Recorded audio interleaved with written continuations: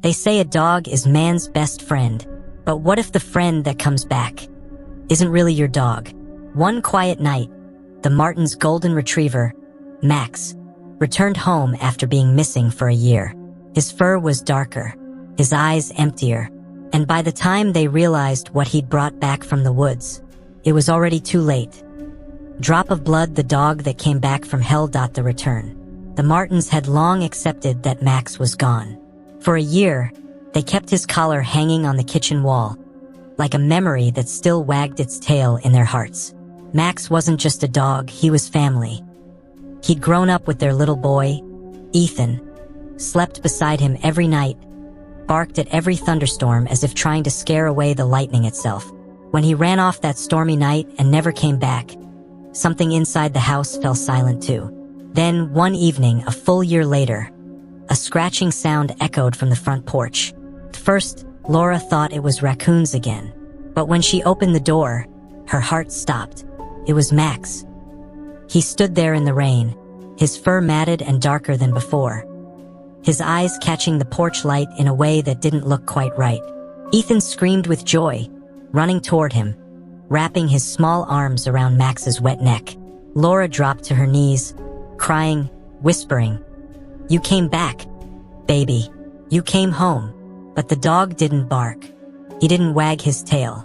He just stood there, stiff, breathing slow, staring at her with eyes too deep and too still. At first, she blamed it on trauma. Maybe Max had been lost, hurt, starved. Maybe the woods had changed him. He'd been gone too long. She told herself he just needed time. That night, they washed him, fed him, and laid his old blanket by the fireplace. But even as the firelight danced across his fur, the air around him felt colder. When Ethan fell asleep, Laura watched from the hallway. Max was lying there, his head resting on his paws, but his eyes were open, unblinking, fixed on Ethan's door, the kind of stare that made her stomach twist. She whispered, "Good night, Max." But he didn't move. In the middle of the night, a soft growl woke her. First, she thought it was thunder again. But then she heard Ethan's voice. "Mom," Max is whispering. Her blood ran cold. She rushed to Ethan's room. But Max was lying still beside the bed, eyes glowing faintly red in the darkness, like coals hiding under ash. His lips were moving, but no sound came out. Just the faint, wet rhythm of breathing that didn't sound like breathing at all. Laura reached for Ethan, pulling him close, her hands trembling. "It's just a dream, sweetheart," she said, her voice shaking. But Max tilted his head slowly, as if mocking her tone.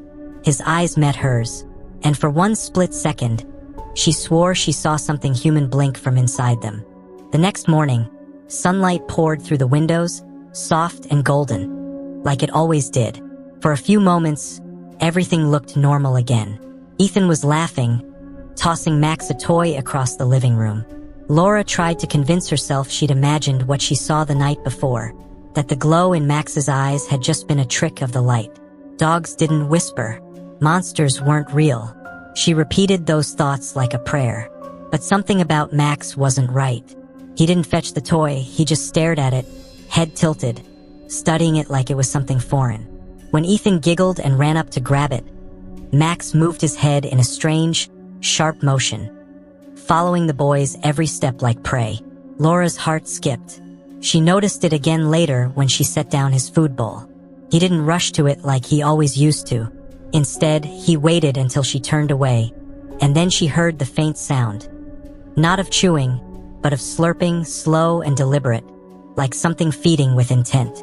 When Tom, her husband, came home that evening, she told him, "I think something's wrong with Max," she said quietly, trying to sound calm. Tom laughed it off at first. "He's been gone a year, Laura. Probably forgot some things." But when he bent down to pet him, Max didn't react with his usual affection. He didn't lick Tom's hand or wag his tail. He just looked up, unblinking, and let out a low rumble that seemed to vibrate through the floorboards. Tom froze. "You hear that?" Laura nodded slowly. "He growled at you." But it wasn't just a growl. It was deeper, layered, almost two voices echoing from one throat. That night, Laura tried to sleep, but she kept hearing sounds. Scratching, whimpering, and once a wet thud, like something heavy hitting the wall. When she went downstairs to check, Max wasn't in his blanket anymore. The door to the basement, which they always kept locked, was slightly open. "Max?" she whispered. The air down there smelled of damp soil and iron. She heard slow movement, paws dragging, not walking, and a faint clicking sound, like nails scraping concrete. Her breath quickened. She reached for the light switch, but the bulb flickered and went out. Then she saw him. For a heartbeat, the darkness broke as lightning flashed through the window. Max was standing at the bottom of the stairs, head tilted back, his mouth open wider than it should be, too wide as if he were smiling. His tongue was dark, almost black, and she saw something moving under his skin, crawling just beneath the fur. Laura stumbled back, slamming the door and locking it. Her hands shook violently as she pressed her ear against the wood. No sound. Then, a soft voice, low, distorted, came from the other side. "Why did you bury me?" Laura didn't sleep that night. She sat on the couch with every light on. Ethan curled beside her, clutching his stuffed rabbit. Tom kept saying it was stress, that she'd imagined the voice, that grief had twisted her memory. But Laura couldn't stop hearing it. The way Max had spoken, the cold, echoing tone that didn't belong to any living thing. The next morning, Tom went down to the basement to prove her wrong. "See? He's fine," he called up. But when he came back, his face was pale. "There's dirt all over the floor," he muttered, like something was digging. Laura's stomach dropped. She looked at Max, who sat calmly by the door, his fur cleaner than it should have been, paws spotless, as if he'd never touched the ground. That was when she remembered where he'd disappeared a year ago, near the old woods behind their house, the place locals called Hollow Creek. People said animals went missing there, that sometimes they heard whispers under the trees. But no one talked about it for long. It was the kind of silence that felt like superstition and warning mixed together. That afternoon, while Tom took Ethan to school, Laura drove to Hollow Creek. The woods looked different than she remembered, denser, darker, as if the trees had grown closer together. The air felt heavy, thick with decay and something else, something that made her chest tighten. She walked until she reached the old stream, now just a ribbon of black water. That was where she saw it, a shallow mound, half collapsed, like a grave. Her breath caught as she knelt down. The soil was disturbed, fresh even though it hadn't rained in days. And right at the edge of the mound was a single paw print, Max's. She pressed her trembling hand to her mouth. If Max had been buried here, then what had come home? Behind her, leaves rustled. Laura spun around. No one. Only the whispering of wind through the branches. But then, faintly, she heard a voice, soft, pleading, "Laura!" It was Tom's voice. "Tom?" she whispered back, scanning the trees. "Laura, help me." The voice came again, closer this time, but it didn't sound right. It was like something was mimicking him, the tone just slightly off, the pauses too mechanical. The hair on her arms rose. She took a step back, and that's when she saw them. 3 shapes crouched among the trees. They looked like dogs, but wrong, too thin, limbs too long, moving in jagged, twitching motions. Their eyes caught the light and gleamed red. Laura turned and ran. Branches whipped her face. Roots clawed at her shoes. But she didn't stop until the house came into view. She slammed the door shut behind her and collapsed to the floor, gasping. Max was sitting in the hallway, waiting. His head tilted slowly, as if he'd been listening the whole time. His mouth opened slightly, and from it came a low, almost human whisper. "You shouldn't have gone there." For the rest of the day, Laura couldn't shake the feeling that the house itself was listening. Every floorboard creak, every flicker of light felt like it was responding to her fear. Max followed her everywhere, padding silently from room to room, always just a few feet behind her. If she stopped suddenly, she'd hear his breath, slow, rasping, like air forced through a throat that wasn't meant for breathing anymore. That evening, Tom came home to find Laura sitting by the window, staring out at the tree line. "What happened?" he asked, his voice uneasy. She told him everything, the mound, the voice, the creatures in the woods. He listened, his jaw tight, and when she was done, he said, "Laura, we're calling a vet. If something's wrong with Max, we'll find out." But when the vet arrived the next morning, Max wouldn't let her touch him. He growled so deep the windows rattled. His eyes locked on hers until she froze in place. Then, with no warning, he lunged, but stopped an inch from her throat, as if some invisible chain had yanked him back. The vet stumbled out, shaking. "That's not your dog," she whispered before speeding off down the road. That night, Laura heard Ethan talking in his sleep. When she went to check on him, she found Max curled up beside the bed, eyes open, watching the boy's face. The whispering sound was back, faint and wet, like two voices overlapping. Ethan's and something older, darker. "Ethan," Laura said softly, "wake up." But he didn't. His lips were moving, echoing what the dog whispered. She snatched Ethan into her arms, pulling him toward the door. Max rose to his feet, growling, teeth bared, but his face was changing. His fur rippled, dark veins crawling beneath it. His jaw unhinged slightly, revealing not teeth, but rows of black, needle-like shapes. For one horrible moment, Laura thought she saw a hand, a human hand, pushing out from under his chest before vanishing again. Tom burst into the room with a bat. "Get away from them!" he shouted, swinging wildly. The sound that came from Max wasn't a bark. It was a scream, a deep, twisting howl that made the lights flicker and the air tremble. The house seemed to shake, picture frames falling from the walls. Then silence. Max backed away, slow and deliberate, before turning and walking toward the basement door. He looked over his shoulder once, eyes gleaming red, and the door opened on its own. He disappeared into the darkness. Tom tried to follow, but the moment he reached the threshold, the smell hit him, rot and something like burning hair. The door slammed shut. No matter how hard he pulled, it wouldn't open. From the other side, a low voice echoed up the stairs. "Let him finish what I started." The next morning, the Martins' house was unnaturally quiet. No birds outside, no wind in the trees. Even the air felt different, heavier, thicker, like the walls were holding their breath. Ethan sat pale and dazed on the couch, his eyes distant. He hadn't spoken since the night before. Laura knelt in front of him, brushing his hair back. "Sweetheart, talk to me," she whispered. He blinked once, slowly, then said something so soft she almost missed it. "He's not Max anymore." Laura froze. "What do you mean?" Ethan's lips trembled. "He told me he was cold down there. He said they kept him in the dark." His eyes flicked toward the basement door.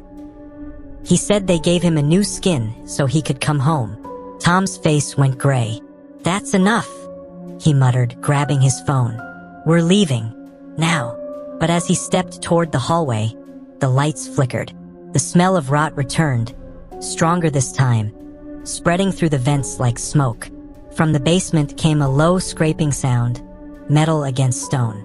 Then, a voice, Max's voice, layered with something older, something that spoke through him. "Don't run. You wanted me back." The basement door creaked open by itself. Cold air spilled out, carrying a faint sound. Wet breathing and faint whispers. Too many voices speaking at once. Tom moved forward, clutching the bat again. Laura grabbed his arm. "Please don't," she begged. But he shook her off and stepped inside. The door swung shut behind him. For several seconds, all Laura heard was his footsteps descending the stairs. Then came a single, sharp gasp, followed by silence. She pounded on the door, screaming his name. When it finally opened on its own, Tom was gone. The basement light flickered weakly, revealing the dirt floor torn open, as if something had been digging upward. Laura stumbled backward, grabbing Ethan. "We have to go," she whispered. She ran for the front door, but when she tried to open it, it wouldn't budge. Every window was sealed tight, the locks fused as though melted. The whole house seemed to breathe, walls pulsing faintly. Behind them came the sound of claws on wood. Max was standing at the top of the basement stairs now. His head was tilted at an unnatural angle. His mouth stretched into that same terrible almost smile. But his body was wrong. The fur was falling away, patches of blackened flesh exposed beneath. Something moved under his skin, pressing out from inside, like hands clawing to get free. Laura clutched Ethan tighter. "What are you?" she whispered. Max stepped forward, his voice layered, echoing through the walls. "You called me home. You prayed every night. I just answered." He took another step, and with each movement, the lights dimmed until only his glowing eyes were visible. Ethan began to cry, whispering, "He's not done." Laura turned toward the hallway mirror, desperate, looking for anything, and that's when she saw it. Not Max, a figure inside the reflection, crouched where the dog stood. Its shape twisted, human and animal mixed together, grinning with jagged teeth. It whispered her name, Laura. Laura didn't remember falling to the floor, but when she opened her eyes, the world was wrong. The lights flickered like dying stars, the walls pulsing faintly with every heartbeat. Ethan was crying quietly beside her, whispering, "Mom, he's calling me." His little voice cracked. "He says I have to come with him this time." Laura's gaze darted toward the hallway. Max, or whatever wore Max's body, stood there, half shadow, half flesh. His bones seemed to move under his skin, reshaping with each step. His paws were bleeding now, leaving dark prints that hissed as they sank into the carpet. She clutched Ethan tighter. "You can't have him," she screamed. The creature stopped. Then it tilted its head, the sound of cracking bones echoing through the air. "You called me home," it said again. But this time, the voice wasn't just Max's. It was layered with hundreds of others. Men, women, children, all whispering the same words through one throat. "We were cold. We were forgotten." The house began to shake. Frames crashed to the floor. Lights burst in showers of sparks. The air filled with a smell so strong it made her gag. Wet soil and decay. Laura backed away until she hit the living room wall. "Please," she begged. "Whatever you are, leave my son alone." The creature's body jerked violently, like something inside it was fighting to get out. For a second, she saw Max, his old, warm eyes flickering through the horror. "Laura," he rasped, voice breaking. "Don't let it take him." Then his jaw snapped open wider than humanly possible, and the voice that followed wasn't Max's anymore. Too late. The floor split. Darkness poured out like smoke, thick and writhing. Ethan screamed as hands, black, clawed, and skeletal, rose from the cracks, reaching for him. Laura threw herself over her son, pulling him close. "You can't have him," she sobbed. The creature lunged. Laura grabbed the nearest thing she could, a shard of broken mirror from the fallen frame, and held it up like a weapon. The moment the reflection caught Max's face, the house fell silent. Every sound died. The reflection in the glass wasn't the dog anymore. It was the thing inside, a faceless, ash-gray figure with hollow eyes and a grin that stretched across its skull. It hissed, recoiling, its voice fracturing. "Don't look at me." Laura pushed the mirror closer. The light from the fireplace flickered against the glass, burning brighter, almost white. The creature screamed, a sound so piercing it cracked the walls. Its body began to crumble like ash, fur and flesh peeling away. "He was mine," it shrieked. "He brought me back."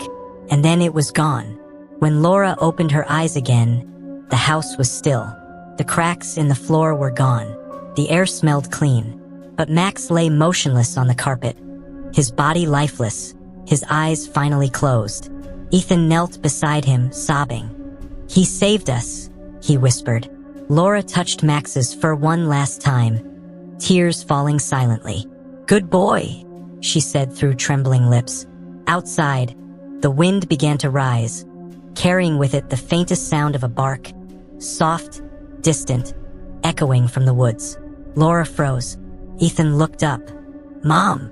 The lights flickered once, and from the basement, the sound of claws began again. They thought their dog had found his way home, but some doors, once opened, can never be closed again. Max didn't just return from the woods. Something followed him back. Something that still waits in the dark for the ones who call out for what they've lost. So if your dog ever runs away and comes back a year later, look into his eyes first and ask yourself, what came home to you?